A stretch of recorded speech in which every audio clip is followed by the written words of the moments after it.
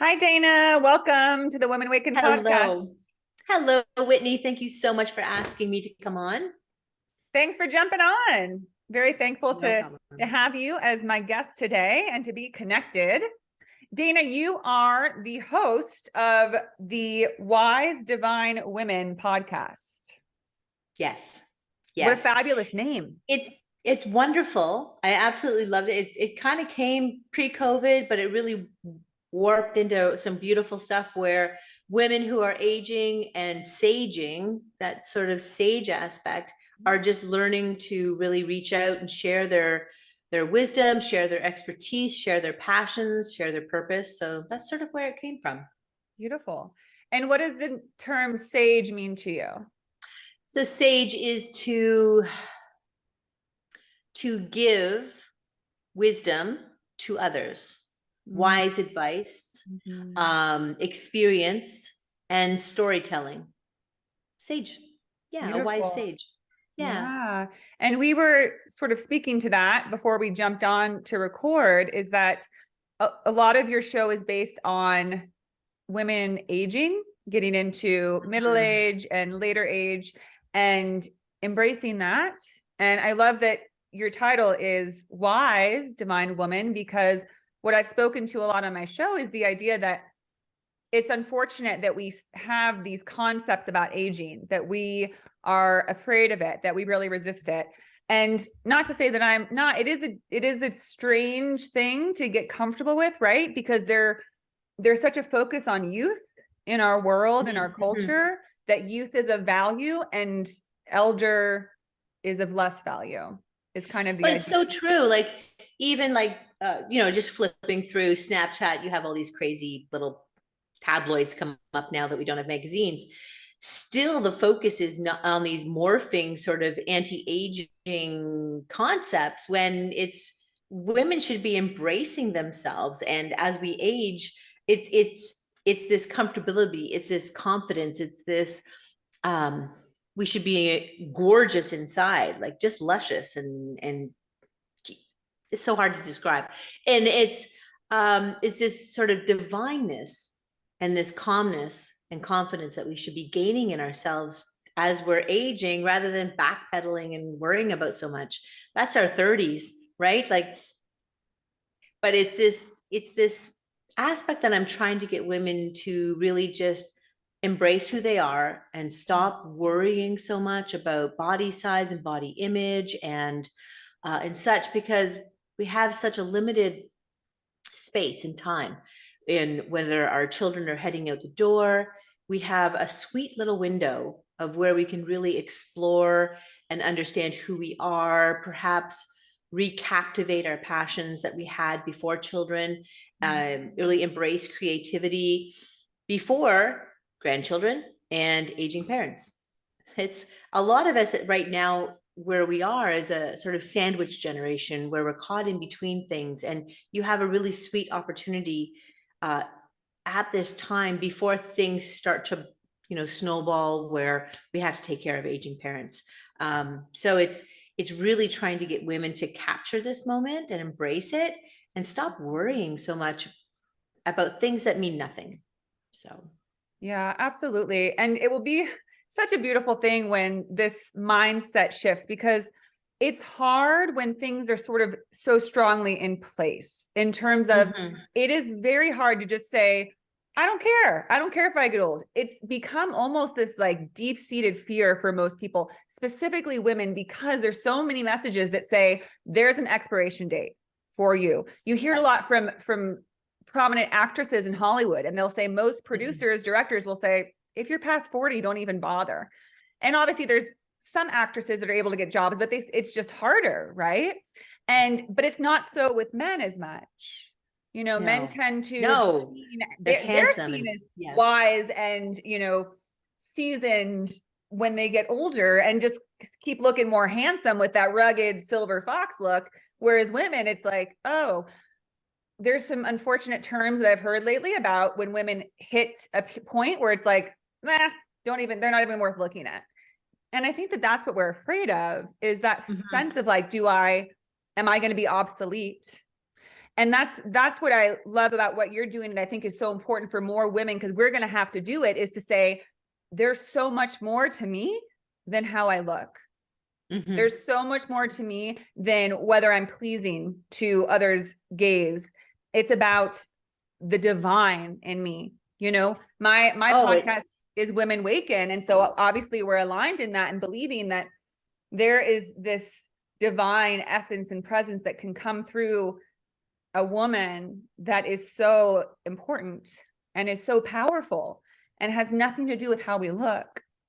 no, it's absolutely right. It's this innerness, this inner confidence, this inner glow, this inner revival that we sort of have in ourselves. And it does need to start at your age. I mean, it does need to start in those 30s and 40s. And the groundwork that you're placing is beautiful, so that they can be more prepared for a hormonal change or for a re-puberty. So it's this aspect that women are always so caught off by surprise. And maybe it was COVID that sort of numbed me to this. And I'm like, are you kidding? You, of course you're going to be like this. You haven't done anything. You haven't captured what your passion is. You're still trying to achieve things that make no sense or mean nothing to you at this age. And but it's just this sort of awakening that women need to sort of embrace, not only about just being this age, but also to have a reality about menopause itself, right? And the changes that are going to be there. It is supposed to be a beautiful, incredible transition where we get to be creative and recreate and transform ourselves into something for the next season of our lives. But a lot of women are caught sideways and swept off their feet by a litany of different health issues, when at their 30s and 40s they should have been a little more aware of things. But that is just the system. That's the health education. I mean, that's sort of the health system. That's maybe it was the 70s and 80s and 90s that we grew up in. There's just this free for all, not thinking ahead. So it's your work, and it's other women like yourselves that are like, okay, we need to be capturing this so that moving forward, a transition into menopause is easier, right? Yeah, absolutely. Because it's going to happen to all of us. It does. I think there's this sense of almost invincibility that people keep for a while, where it's like, I'm not going to get old. It's not going to, but it's a part of life. And it's a beautiful, It is. you know, I've talked to a lot of people who they see it as almost like an initiation process. It's because you're moving into sort of that time of the wise sage, because Yeah.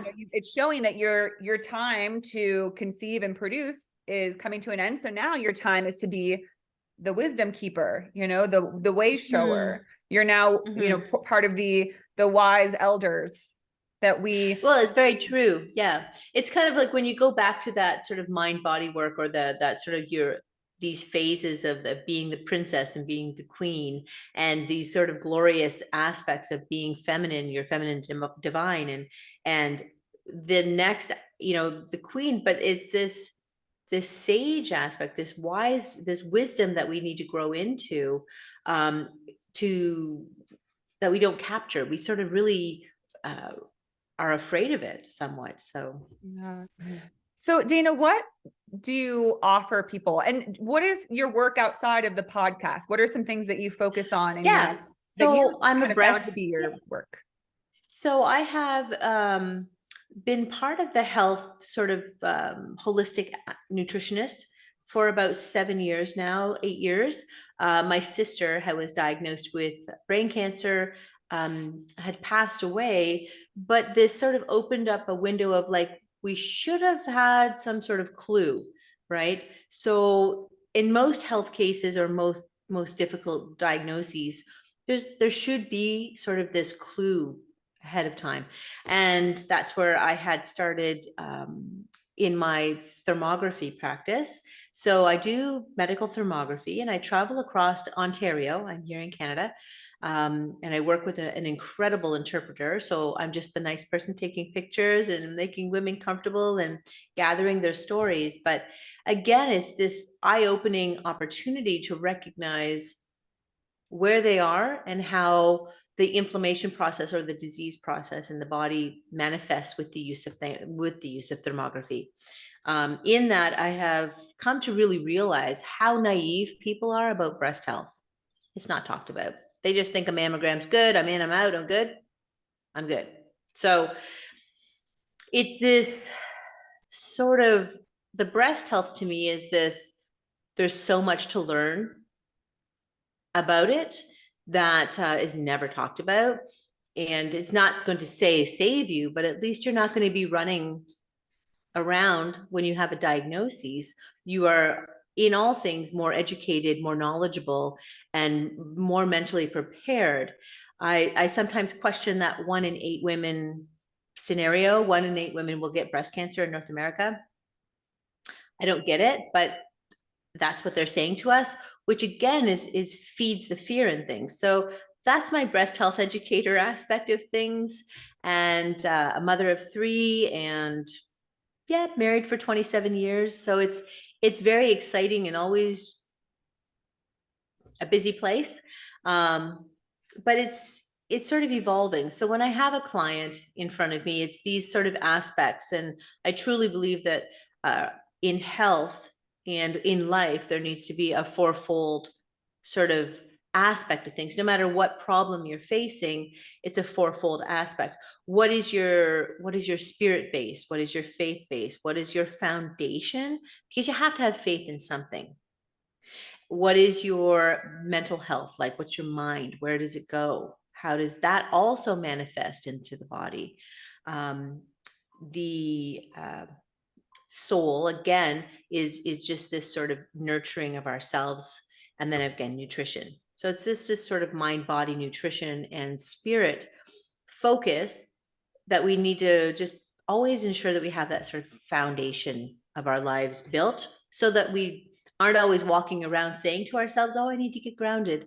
No, it's this daily practice. It's this daily meditation. It's this daily breath. It's this daily enjoyment and pleasure of food, and enjoyment and pleasure of life that we need to embrace, so that we have a solidity to ourselves, so that when life comes in sideways, we're okay.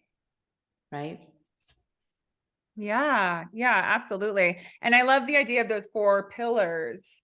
I'm big into, life balance and looking at the Right. different pieces. I often offer people the idea of like a wheel of wellness, where you have a pie graph of the different segments. And because it's amazing, I'm a mental health therapist, and how people will just totally neglect and oversee very important parts of their lives. And with the 4 pillars of health, it's a lot of people don't consider their faith or their spirituality to be important. People are so focused on a few things. I would say the majority, if we're going to break it up into those 4, is mental. They're thinking. Oh, yeah. How am I going to make enough money? How am I going to make this happen? How am I going to keep, my family together, and this and that, and take care of everybody? And then a lot of people let their bodies go, right? I mean, especially people who are struggling just to make ends meet. It feels like taking care of your body is a luxury. How can I have time to make healthy meals or think about what nutrition I'm getting from my food, or if I'm exercising enough, when I can barely, I have to get up, go to work, come home, feed my family, and do it all over? Yeah, it's so true. It's so true. And I think the brilliance with thermography is that you can actually visually see it. You can see that unrest of life manifest on the surface of the skin with thermography, and then you get to open up that opportunity. And it's just so amazing how that mental health aspect of things, when you're looking at thermography or using that as a tool, really shows. Like, it's amazing the tension in people's jaws because they're not wanting to say something, and or they're just so uptight about things, or their stomach issues, right, is all even this undigested portions of their lives, let alone stopping and breathing before they eat or chew their food. So it's this accumulation of things that people, I probably I feel sometimes it's just like, it's obvious to me. So it's like, of course it's this way. Don't be silly. You haven't stopped. You haven't chewed your food. You haven't taken a breath. You haven't nurtured yourself. You haven't touched your body. You haven't stopped for a second and found the joy in the moment to anything, right? So it's this portions that I'm trying to get women to stop and breathe and find pleasure and have joy, because it will settle better in the body, their body will work better, and it won't hold and it won't shield and it won't carry, but it will love and nurture and nourish and just even feel better within themselves. Yeah, absolutely. And that's what I think is so important about the spiritual pillar, is that to me, that means, what are you wanting to express? What wants to be expressed through you? What brings you joy? That's a huge thing that so many people don't take time for, is Mhm. joy and things that elicit pleasure and happiness and feelings of Yeah. love. Yeah.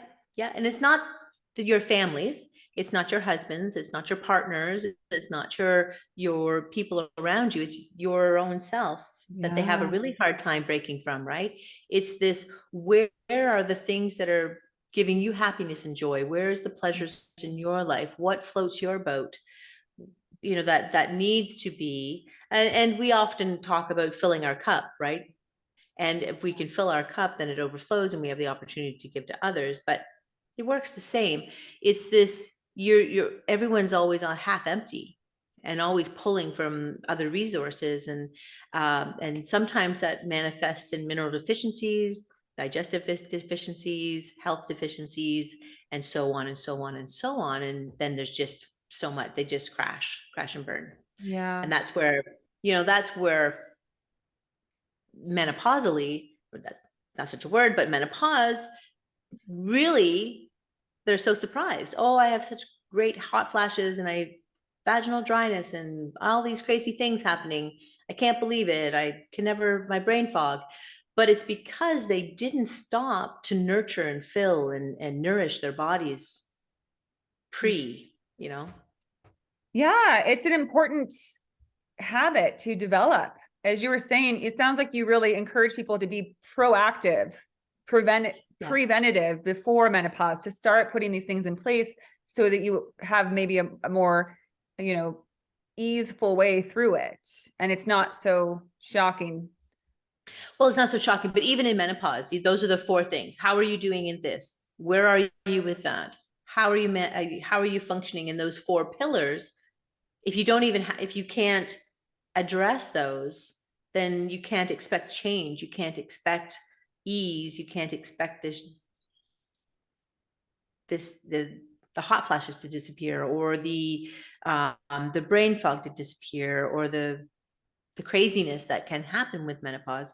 Um, but it's just sort of this sort of understanding and just bringing to light to them the things I think intuitively they know, but they'll never address, right? Yeah. Yeah. And I think a lot of that is women deny their intuition when they don't feel connected to themselves. And a lot of what you're saying makes me think of women who are disconnected from who they truly are. You spoke Mhm. to, you said it's not their family or their husband. Again, as a therapist, I'll often, when someone's feeling a lack of satisfaction in life, I ask them, well, who are you? And they always they're like, that's a weird question. Like, I don't know. I'm me. I'm this. I'm like, no, who are you? What makes up you? Mhm. And they'll Mhm. always go straight to labels, right? Well, I'm a mom. I'm a wife. I'm an employee. I'm a business owner. I'm a, marathon runner, all these things. I'm like, that's great. Those are things you do, but who are you? And Mhm. most of them will say, I don't know. I don't know who I Yeah. am. And to me, that when you ask them who they are, it's again, it's your essence. What do you love? What brings you joy? What are your values? What's your faith? What are your beliefs? What do you wish to bring into the world? Not Mhm. things, always feelings, emotive things, right? Adjectives, joy, love, exuberance, spontaneity, pleasure, whatever it is. But I think a lot of women just don't ever go there. They don't think about, who am I as my own unique channel. They feel like they Mhm. have to find things outside of themselves to define themselves. No, that's so true. That's so true. And it is that it's this, what we have just had to become out of pure pressure or out of life situations, the things that we are obligated to do or to provide for.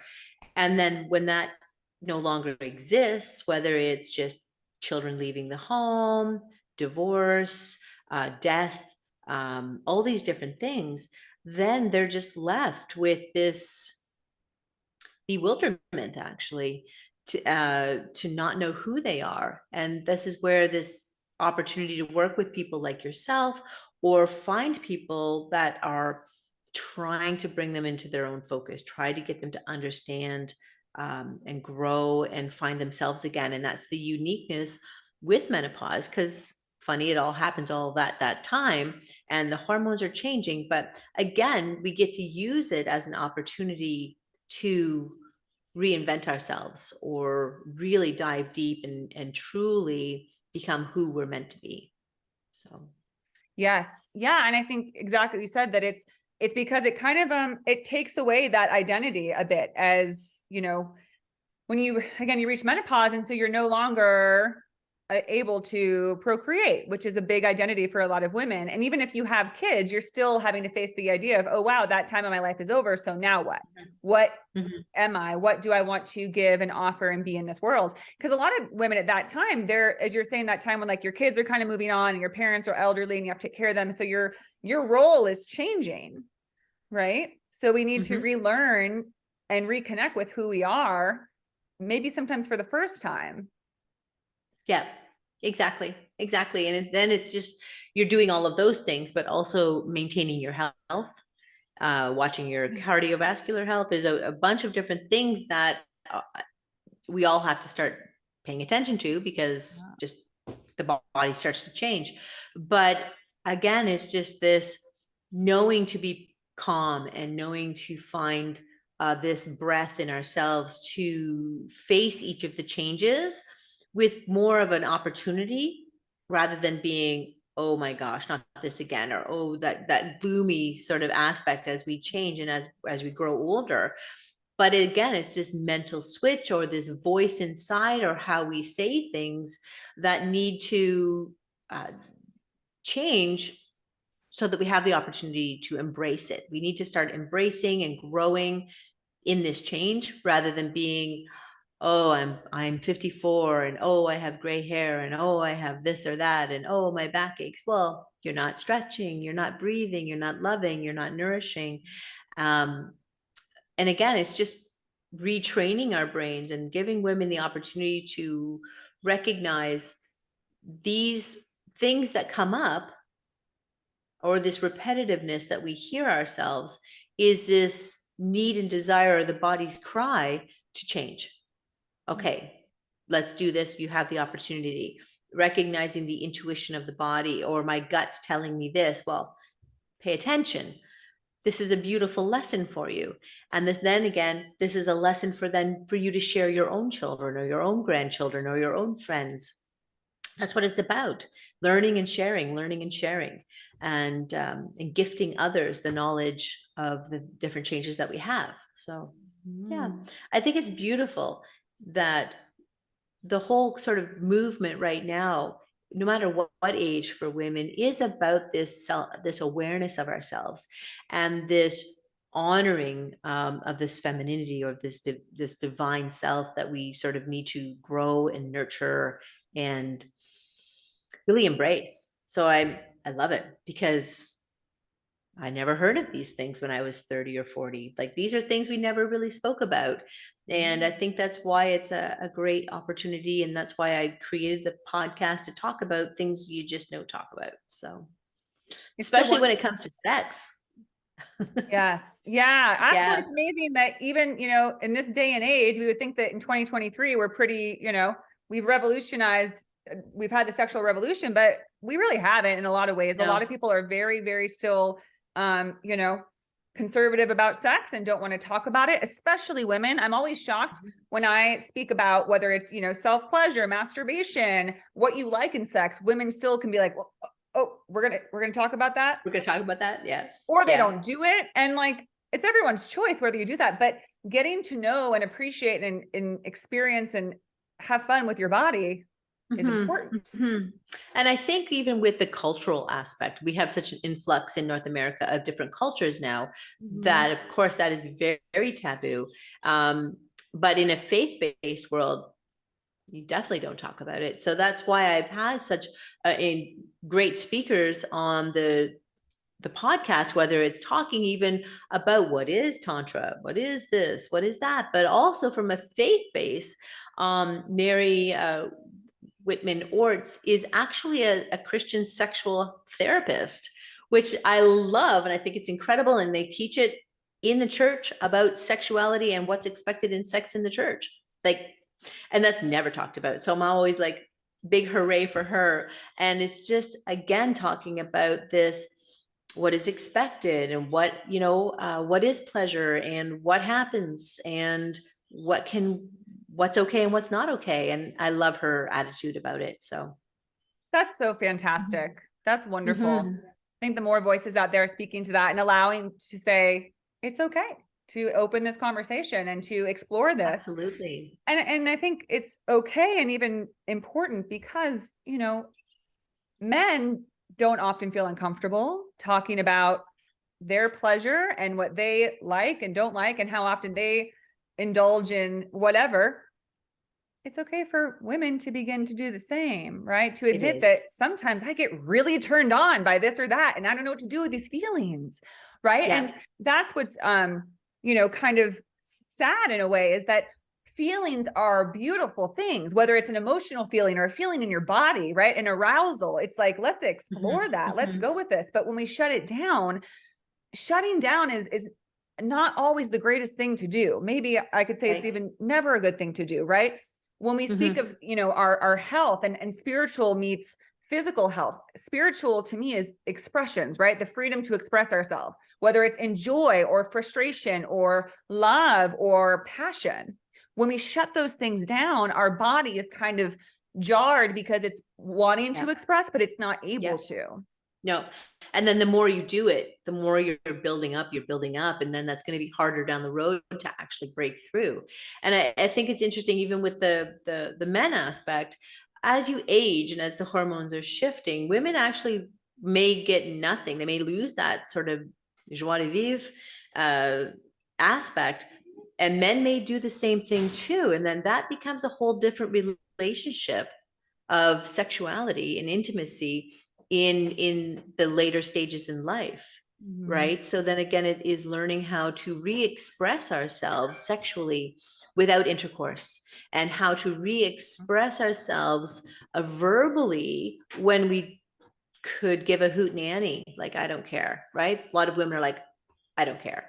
So again, it's this beautiful balance that we have to make during this hormonal chaos or this sort of transition in life as we're growing and aging, that we need to really pay attention to, because it's important. It's important to be, if you're married or you're connected with a partner, it's the communication, it's the intimacy, it's the touch, it's the caring. Even when erectile dysfunction is a problem in intercourse, or vaginal issues are a problem, intercourse can't happen. But that doesn't mean that's you can't have sex, you can't have intimacy. And I think that's a whole new thing that people need to learn as you're aging, as you're aging into the 60s and 70s and 80s, right? And there's, we always hear of the people who still have sex when they're 70 and 80. That's not the case for a lot of people. And again, it's this reconnection of and understanding between themselves that happens, that needs to happen. And I think that we're just starting to find the people who are speaking up about it, especially when it comes to aging, and not having to spend hundreds of dollars on dildos or other little pleasure items, when you should be able to just do that all by yourself, or with your partner, or with your husband or wife. Those are things that should be still pleasurable without all the added doodads. So right. But you can add some in if you want to. I think Oh, it's yes. fun to explore and experiment with That's whatever the you fun of want. it. Yeah. Yeah, that's the fun of it. And that's what it means to be like, let's communicate about it. Let's understand about it. Let's try this, let's try that, and see how it goes. But it comes from this one understanding of where we are, this open communication about things, understanding where our health is as well.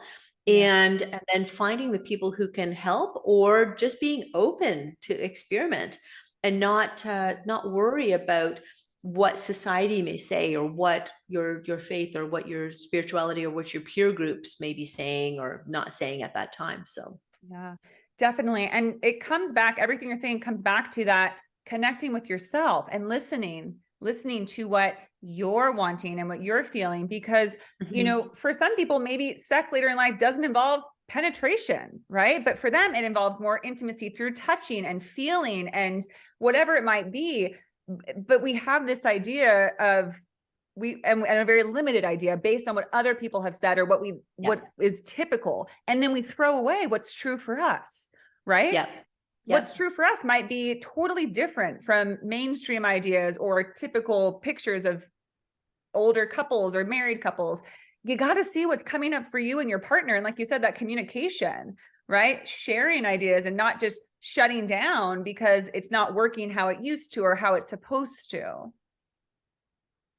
I love it. I think it's great. I think it's such a beautiful opportunity, and I'm so glad that so many people are talking about it, and I'm so glad people are really talking about that sort of mind, body, pleasure, self sort of connection, because we can't do anything without truly understanding ourselves, truly understanding what the mind may do to our body, in a health aspect of things, and or recognizing the signals our body is trying to tell us, so that we have a true sense of prevention of health, like prevention for better health. But again, it's just this, if everyone would just stop for a second and just breathe for a moment and connect with ourselves and ask if we're okay. And what does our body need? What do I need right now? Just this sort of breath that we can take. And it's again, this pause. It's the reflect, and it's the breath that we need and need to focus on, so that we have this, the aspect to carry on truly. So. Yeah. And, that makes me think of, women who maybe more in their 30s or 40s, but I mean, even any age, but who haven't really gotten the chance to also decide what they don't like. That's another thing for women, is we've been very much objectified when it comes to sex for a long time. So we think we're supposed to be these certain things, like just the, legs open, ready to receive and ready to do what is, most, desirable to a man. But if that's not what we want, then no wonder we're not enjoying sex. No wonder we feel disconnected from intimacy. No wonder we're not able to tap into the really deep, powerful pleasure that we all have access to, if it feels like this very limited pool of options that we just don't feel good with. And to your point, it takes that pausing and saying, do I really want this? Right? Yeah. When you're going into an intimate act with your partner and you say, I never like when we do this. I feel so separate, because the sex is meant to be connection. But ironically, so many people are very separate in certain intimate acts, because some people will even kind of dissociate because they've gotten used to just checking out and doing what they think they're supposed to do. And that's just so tragic. It's so sad, right? It honestly is. It's very sad. It's very sad to not it's very sad to come into the situation knowing that it's just like, let's get this over with. Or I just sometimes I can't believe that the communication is not there, but then I'm part of that miscommunication as well. So it's this, again, regaining our voices and our confidence, and not to be hurt when we're trying to express ourselves, right? It's this, if we express ourselves, what's the ramifications? We need to get over that. We need to be able to express ourselves and not care of the ramifications because we need to get it off our chest. We need to have a voice. We need to be able to speak. And the partner or the friend or the family member or those types of things should honor and respect this sort of aspect of like, oh, wow, she's really talking. That's amazing. Good for her. Mhm. And but that doesn't happen. But it's just this, we have to get to a point in our lives where I don't give a heck, that I've got to say it. Yes. And if I can't be happy in this situation, I need to express myself. Yes. No one's going to know what I need unless I express myself. Yes. And we can't do a lot of things by ourselves. Of course we could just totally exist by ourselves. But it's, again, we have to learn to express ourselves. We have to learn to trust our intuition. We have to sit and pause and meditate and pray over the decisions in our lives so they're not rash and radical. But this, again, this pause and reflect and breath. And am I coming from it from a situation of calmness? Am I coming from it from an intelligence? Am I coming from it that it's really what I need for this time? Or is it just reactionary? So it doesn't matter what it is, whether you're doing CrossFit, am I just doing it because I'm supposed to? Because I'm going to lose weight and be strong? Or am I doing it because it really gives me joy? If it's going to give you joy, go do belly dancing, have fun. Mhm. So these are the, with different women, it's always those questions. I'm like, what do you need? Do you need to punch someone in the throat, or do you need to have pleasure and laugh and fun? So and do that. And I'm in that situation where I'm like, my heart's desire is salsa dancing. I really need to do it. And so I have had to download an app because I'm just not able to get to the salsa dances close by. So it's just not working in my schedule. So I'm just going to do it online. But again, it's this, you have to be able to be flexible, but you have to honor what's coming up inside of you and sit with it and go, wow, that's really going to make me happy, and do it. And that's what's part of this wisdomhood. And that's what's part of becoming successful in menopause, successful as you're aging, successful as you're transitioning in life, is really digging deep and going, what is going to bring me pleasure? What's going to make me laugh out loud? And what's going to make me be more productive in my life? How am I going to be healthier? How am I going to ooze? How is this going to, just everyone's going to look at me and go, wow, you have such an aura. You have such a glow. You look so happy. But again, it is going back to that taking care of ourselves. So and no matter what age, you really have to sort of step back and say, I need to find what makes me happy. I may have to force feed myself to do so because I really want to, and it's uncomfortable and it's uneasy, but those are the things. Yeah. Yeah, absolutely. And, when you speak to being able to express yourself, there's such a big moment with that right now with the divine feminine expression, because that's what's needed in the world. That's what I believe. That's a big part of my work with Women Awaken, is that we're coming to this crux, this turning point of humanity, where we can no longer live void of the feminine touch of connection with the divine. I've had And that same conversation with my peer group here. It's just happening. Like, it's just been this weird last few months, and we're all like, what is going on? And they're like, it's this and the moon and the stars and the alignment and all this, and it is the turning of the age. It's this real sort of woman, like, I've had enough. I'm putting my foot down. I'm making changes, disgruntled. I'm going to get dirty and sweaty. Change. We're all there. Like, I call them. I'm like, I'm not doing okay. I'm really weepy. I really need to just purge. It's not been pretty. And they're like, yeah, us too. And we're all going through this. And it's just like women from anywhere across that I've spoken to are like going through the exact same thing. And I love that you talked about that. It's a turn. Yeah. And we're purging the centuries and eons of the oppression of women and the murder of women and execution of women who tried to speak and be heard, and were told they were shut down and they were killed. And so we have this fear. And, when you spoke that, because I've been emotional purging too. And it's never fun. And you're like, oh my gosh, what's wrong with me? I'm having all these feelings again. But every time I remind myself, no, it's not that you're not over it. It's that you're getting it out. You're getting it out of your system. So to anyone listening who needs to hear it, if you're having a breakdown one day, of course, if it feels out of your control and you're having any thoughts of self-harm, reach out to a hotline, or to a therapist, whoever you need for help. But if it's just, memories coming up, sobbing, crying, if you can, trust it. You might want to find a friend to connect with, or just to hold you through this process, hold space for you. But I went through that this week, and I was like, oh, I had to cancel a few, a podcast episode and clients, because I was like, I could not stop crying. And it's just that you're getting it out, because guess what? Our time is coming. I've had this vision for a while that everything's kind of, it's not ready yet. It's like everything's still baking in the oven, but once things get in place, there's going to be this big step forward that's really going to change dynamics, I think, more than we realize. Yeah, it's these things that serve us no purpose.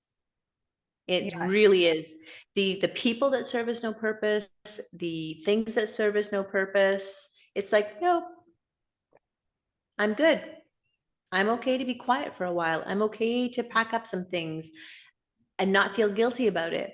And it is this, so that we are preparing the landscape, we're preparing ourselves to be open to what comes next, right? It's like cutting these soul ties, or cutting the people that you need to make way, and you have to clear out the clutter, and you need to clear out the different baggage or the fog that's before us. And it's not pretty, it's very messy, but you can't plant seeds in a weedy ground, and you can't, you have to wash the windows, and you have to vacuum, and you have to make the place, your body, your mind, your soul prepared for change. And that's sort of what I think this is all it's coming about. It's just so weird. I was so surprised when I was talking to so many women, and we're all on the same page. And I was like, I just thought it was menopause, but it's not. It's this actual real physical change. So I'm just like so excited that you even said that. And it's just like, it's not in my mind. Great. It's not, it's very real. It's very real. That's what also, I have a vision of really bringing women together, creating a big old community for us, so that we all have a safe haven to come into during these times, and to support one another in this walk forward towards this new time, this shift. It's so necessary. The connection of community is so necessary for women, for men and women, for families, for all of this. It is this real connection that's missed. Perhaps it's the internet, perhaps it was COVID, perhaps it was a lot of different things. But again, it's this opportunity to really see people face to face, and to hug, and to cry together, and to laugh together. And that's so necessary when it comes to the humankind, because we're not solitude people, we're community gatherers, and we've always been that way. Evolutionary, we've always been that way, and we need that safety, we need that connectiveness, and we need that opportunity to laugh, and to share, and to care for one another. And to begin creating the future, bringing it into form.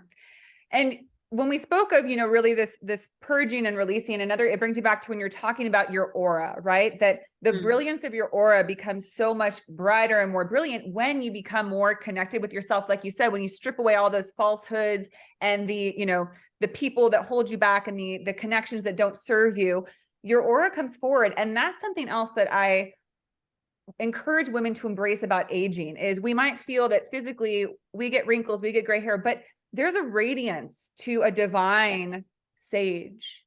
There's a presence to them. When you shift from being more preoccupied with your external to your internal, you glow from the inside. And that's, I say it because it's something we have to look forward to. Like, again, it absolutely is. There's this emphasis that like, there's nothing over that hill. Once you're over the hill, it's done. But when we shift that, it's also going to be very, when we get to look forward to getting older and do bring together more people, when we begin to honor our elders, like we have in previous times, elders were revered. And that's so important, because elders hold the wisdom. We could use some wisdom, right? So you get to be radiant, you get to be your brilliant self. So that's, something to look forward to. It Right? is so much. Yeah, it is so much so. It is bringing it in full circle. Yes. Like it is a sort of a full circle era or feeling in this sort of present moment as well. So for Yeah, sure. definitely. It's stepping back and going back to basics, really. A lot of Yes. things. There's stepping back and going back to basics, and Yeah. whether it's family or food or pleasure or entertainment or those types of things. It is, I think a lot of people are stepping back and just saying, how can I simplify? How That's the can I word I make had. life?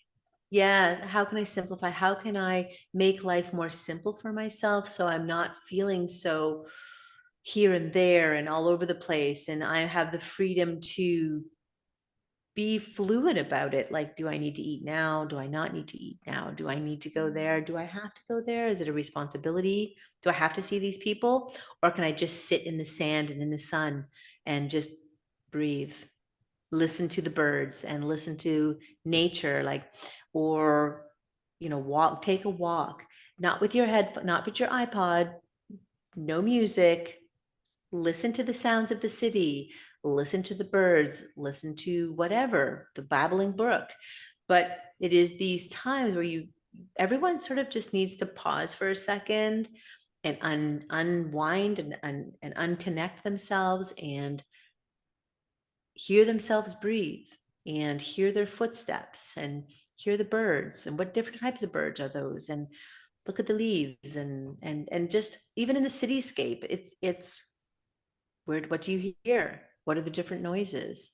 And or can you drown those out? Are you skilled enough to disconnect from that and listen for a bird, listen for laughter, and listen for those things? You're never going to do that unless you stop and pause and reflect and breathe for a second. And I think that's a lot of what we all need to do in our lives, no matter what age and what season that you're in at this time. It's this really this pause and this aspect of like, where am I?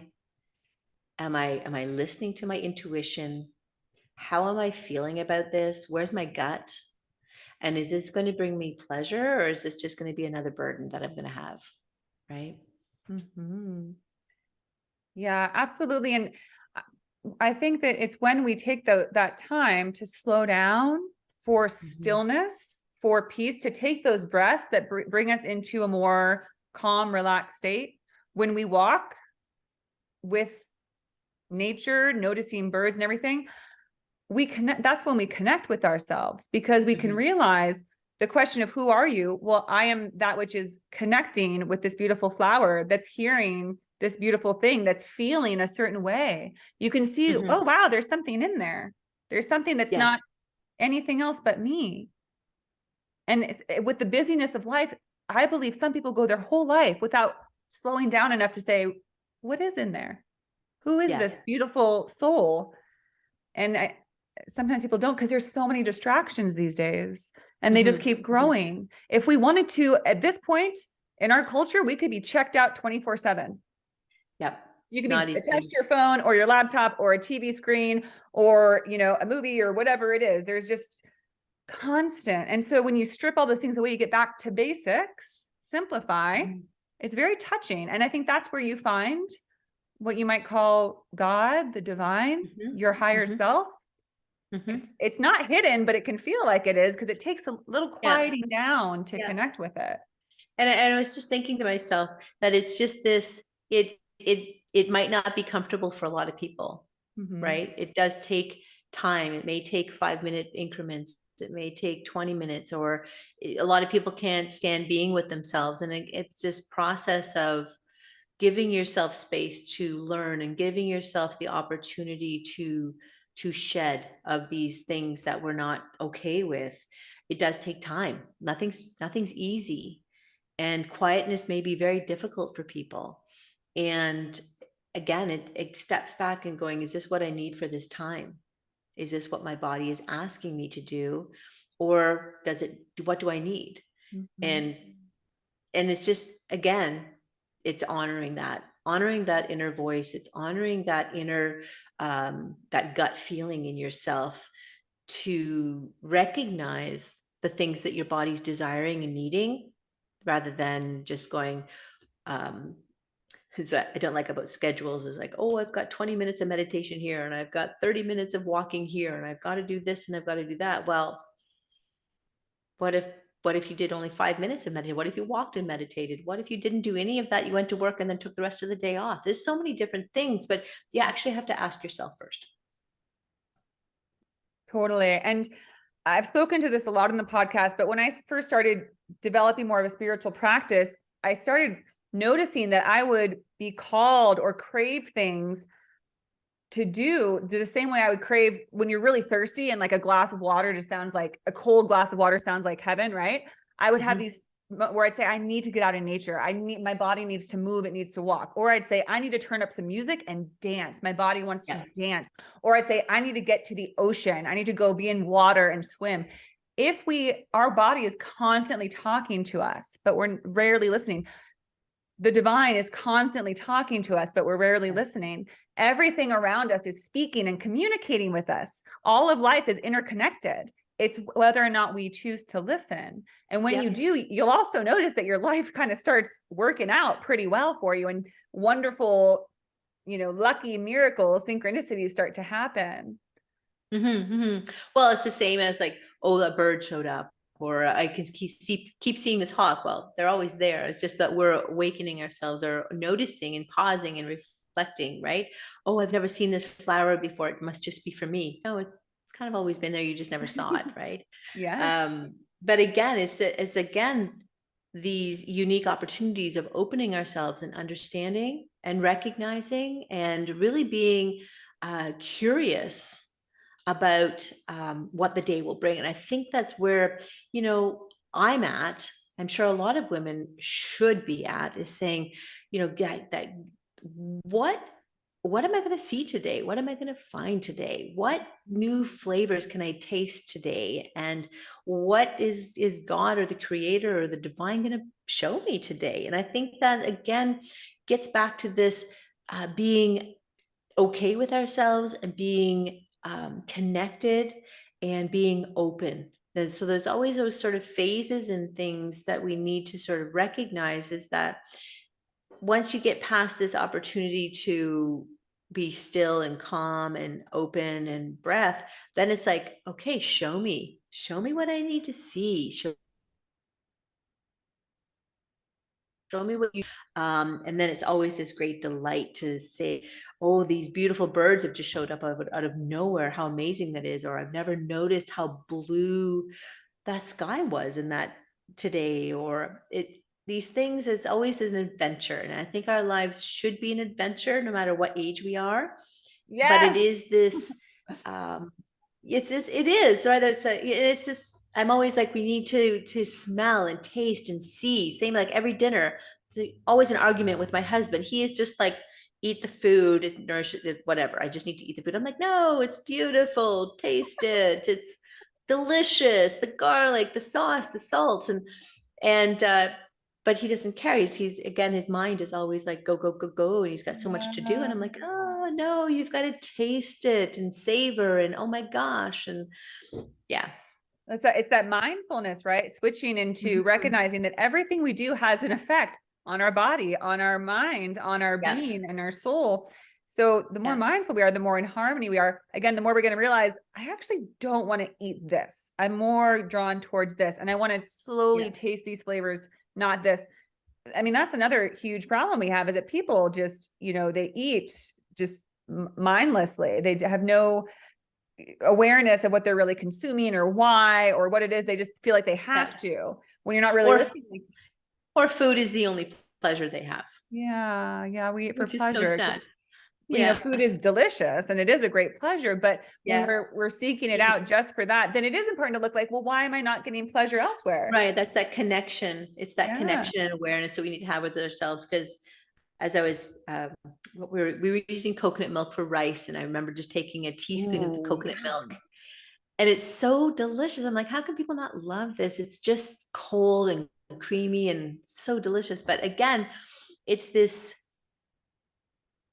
not, if you weren't aware to what the flavor and taste and smell or things are, then you would never ever think of doing that. Like, it's just, everyone needs to just open up their senses and realize that life is here and now, and you'll miss it if days fly by so fast. And we just really need to pause and be aware of everything around us, no matter at what age.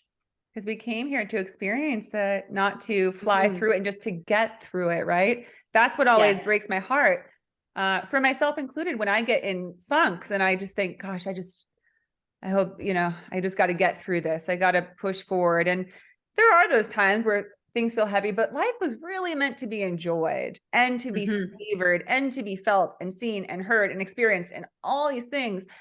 And we've really lost touch with that. And I think that that is a part of this divine feminine shift, is getting back to those basics, is getting back to the root of what is the point of life if we're all in this big hurry all the time to create and grow and innovate and profit, which are fine things, but not when they're the rulers of our life, not when that's all we do, because then we're not enjoying or savoring everything, because we're like, there's no time to slow down or stop. We got to go, go, go. And it's, it's literally killing us to live that way. It is literally. So, yeah. Absolutely. Well, this has been such a beautiful conversation, Dina. I appreciate you so much, again, being a trooper and jumping in for this. One last thing, I feel like we've covered it, what you would say, but for someone like me, I'm 37 years old. I'll be 38 in September. So I'm moving forward towards I'm probably moving towards perimenopause, all that's in my future. What do you recommend as starting points for incorporating those things that's going to help us to, be ready and have a more positive experience through those phases? Yeah. Really be aware of the things, mentally and socially, like mentally what you're holding on to, right? Those grudges, the little internal anger, things you're not digesting about life. All of that does turn into inflammation. All of that does change the physiology of the organs that they're associated with. And if you're looking at trying to be preventative, that's a great start. Watch your sensitivities. If you know you're not supposed to be eating it, it's okay, but try and pull yourself away from things that, we already know cause inflammation or cause insulin resistance, things like that. Sometimes it's not like it's a done deal. It's just like, just be aware, be mindful as well, but be aware of the foods that are going to cause, stay away from the sugar. Really, as we say it, you're like, oh yeah, don't eat sugar. No. Because I don't want you coming to me in 15 years saying, oh, I have arthritis. Well, I told you this is a process, right? So it's, and those are the types of things. If you already have a bad period now, so this is the really big one. If you have cysts, if you have PCOS, if you have bad heavy periods, or you have no period, right? And you're already on birth control, these are the things you really need to focus on. Clean up the period, clean up the menstrual cycle, support that so that you're prepared, that your hormones are balanced. Those are big, big things. Dense breasts, fibrocystic breasts, cysts on the uterus, cysts on the thyroid will already be a signal to a bad transition. Okay. Those are really big. It's like, we already knew. That's my mom had it. My grandma had it. We've always had bad periods. You're asking for trouble down the road. So how do you clean up your period? That's another topic for another day. Okay. I'll just have to have you back. I'll have to have you back. But there's so much, to be honest, but you just be mindful, right? You're looking at how are you adapting in that fourfold aspect, right? Spirit, mind, body, and nutrition, and that you're balanced in those things, and then period health. So, okay. All right, Dana. Well, thank you so much. And we know that the listeners can find your podcast, The Wise Divine Women, on Apple, Spotify, all the things. So look for that, Wise Divine Women. And I'll be a guest on your show soon. Yes, I'm so excited. So, and how else can people find you? Facebook, social media, everything, all that kind of stuff. I would say my website, danairvine.com, but there's a little glitch there. So, but you can find wisedivinewomen.com, and I sort of have some freebies there, breast health and hormone health and touch your tatas and all that kind of fun stuff. So, but yeah, I really honestly so look forward to having you on the podcast, and just I'm really excited to think what you'll be talking about. So yeah. Well, it'll be great. Probably a lot like this, but just a different flavor. Awesome. I love it. I love it. All right, Dana, Thank you thank so you much. so much. Have a beautiful day. Thank you. Thank you.